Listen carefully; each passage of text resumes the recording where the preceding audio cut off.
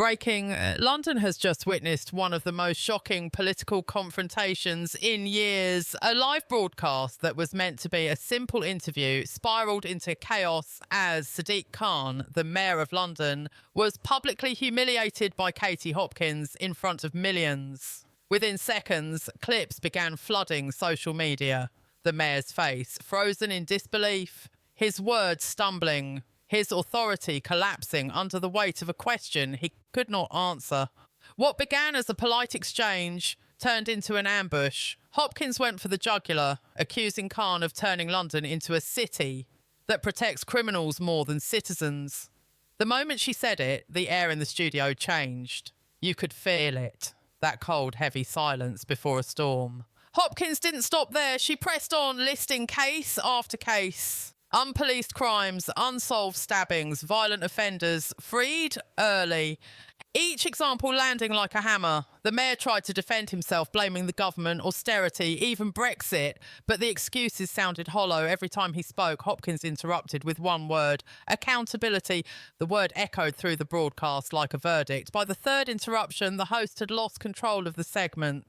Cameras kept rolling as the tension built, and the viewers could sense it. This wasn't politics anymore, it was exposure. Within minutes of the broadcast ending, the clip exploded online. #1 in the UK, thousands of Londoners flooded comment sections with anger and disbelief. Even Labour supporters began demanding answers. People weren't just reacting to a moment of embarrassment, they were reacting to years of silence, of fear, of watching their city decay while politicians blamed someone else. Hopkins had simply said what many Londoners were already whispering.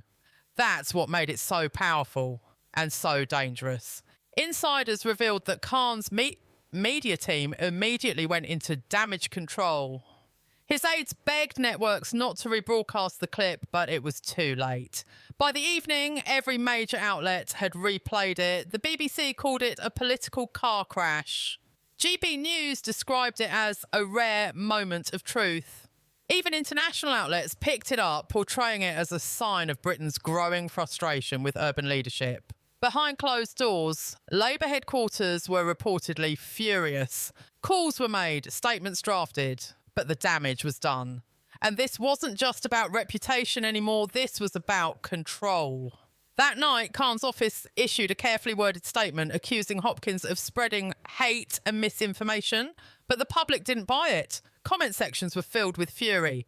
"This isn't misinformation," one user wrote. "It's our reality." Another said, "Finally, someone said it to his face." Even those who disliked Hopkins admitted she had exposed something raw, something everyone could feel. That sense that London's leaders were no longer listening. By dawn, protesters had gathered outside City Hall. They weren't violent, they weren't even organised. They were simply angry, holding signs that read, "Take back our city," and "Khan failed London." The police presence grew as chants echoed through the morning air. Commuters stopped and filmed as the mayor's convoy passed. Inside his car, Khan sat silently, his expression grim. The humiliation wasn't just public, it was personal. Those who knew him said he hadn't spoken much since the broadcast. He was shaken because in politics, humiliation is worse than defeat. It sticks, it lingers, and it spreads. By midday, sources inside Downing Street confirmed that Rishi Sunak had requested a private briefing on the situation. He reportedly asked, "Is London stable?" A phrase that revealed everything. When the capital of Britain is described as unstable because of a live TV moment, you know the tremors are political, not physical. This wasn't just about Katie Hopkins versus Sadiq Khan anymore. It had become a symbol of something much larger, a city turning on its own mayor. The Labour Party scrambled to defend him, but some within the party began to whisper the unthinkable, that Khan had become a liability. One MP was overheard saying, "If we lose London, we lose everything." That quote leaked within hours, feeding the storm even more. Suddenly, the mayor, who once stood as a symbol of progressivism, now stood at the centre of a public reckoning. And yet the question remains, was this truly a political takedown, or was it a reflection of something deeper? Has London reached a breaking point where frustration has replaced faith? And as the outrage spreads from Westminster to the streets, what will happen next? Will Khan fight back? Or is this the beginning of his fall from power? End of section 1. Cliffhanger question. As London burns with anger and the mayor faces the nation's fury, one question dominates the airwaves. Can Sadiq Khan survive the humiliation that has now defined his legacy, or will this moment ignite a rebellion that even he cannot contain? By the next morning, the situation inside City Hall had spiralled into something close to panic. Staff described the atmosphere as funeral-like. Phones rang non-stop. Every department was scrambling for a plan, a statement, a way to stop the bleeding. But there was no stopping it. Once humiliation goes viral, it becomes a story of its own, one that no press officer can rewrite. The mayor's approval ratings dropped overnight, sinking to their lowest in history. Reports leaked that several senior advisors had threatened to resign if Khan refused to apologise publicly. But an apology, they feared, would only confirm guilt. It was a lose-lose game, and the city was watching every move. Meanwhile, Katie Hopkins capitalised on the moment with brutal precision. She released a new statement on social media, doubling down. The mayor has failed this city, she declared, and Londoners deserve better than excuses. The post shattered through the internet, gaining millions of views in hours. It wasn't just political anymore, it was cultural. She had ignited something raw, resentment, anger, exhaustion. Even those who once dismissed her as controversial now saw her as a mouthpiece for suppressed frustration. She had become, in that instant, the voice of defiance.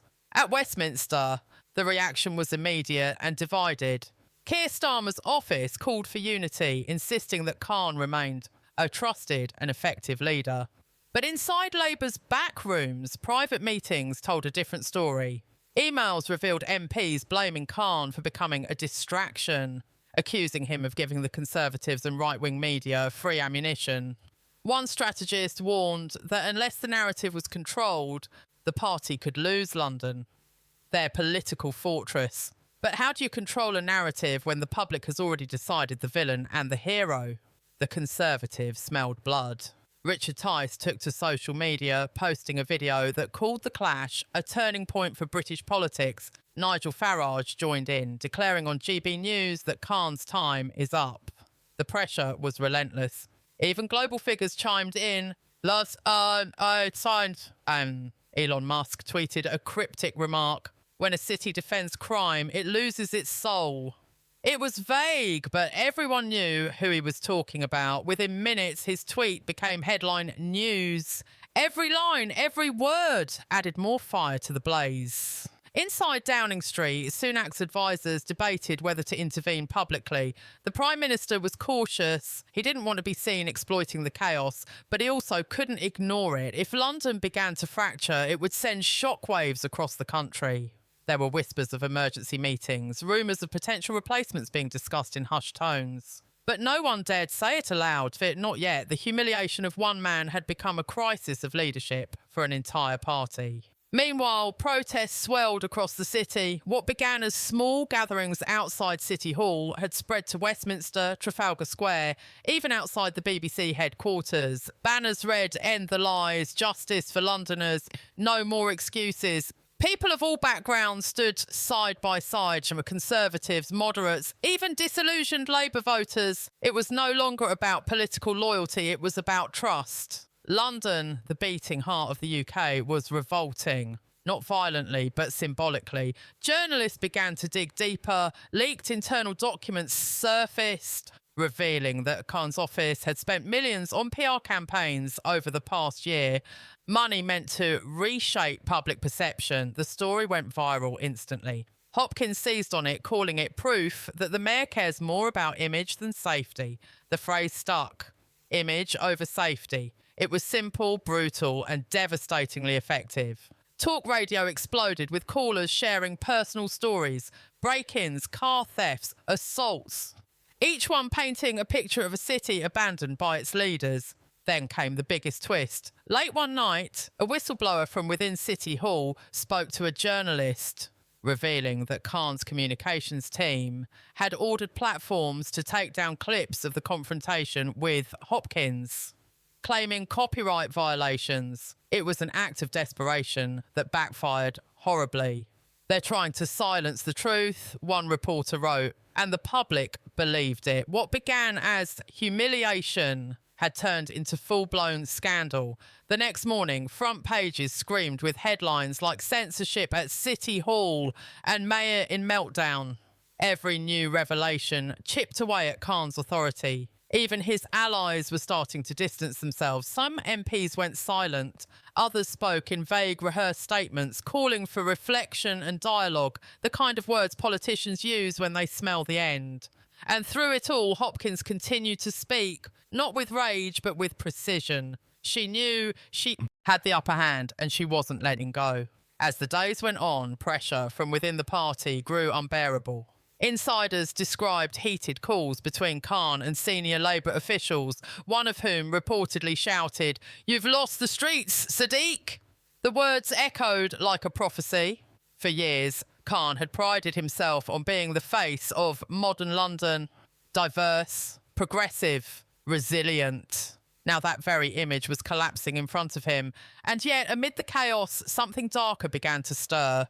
Anonymous sources hinted that Hopkins wasn't acting alone, that powerful media and political figures had coordinated behind the scenes to set up the confrontation. Was this spontaneous truth-telling or a calculated takedown designed to end Khan's career once and for all?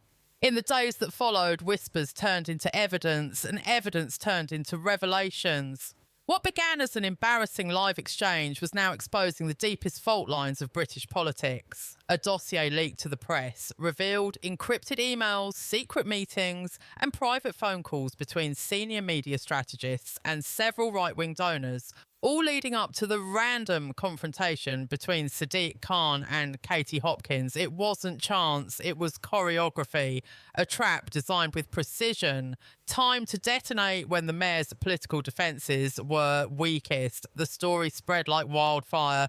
Hopkins, the self-proclaimed truth-teller, might not have been acting alone after all, but by the time that truth began to surface, it was already too late. Inside City Hall, chaos turned to fury. Khan's inner circle demanded a full-scale investigation. "We've been set up," one aide said in a leaked recording. This wasn't a debate. It was an ambush. But the public didn't care. The humiliation was too raw, the imagery too powerful.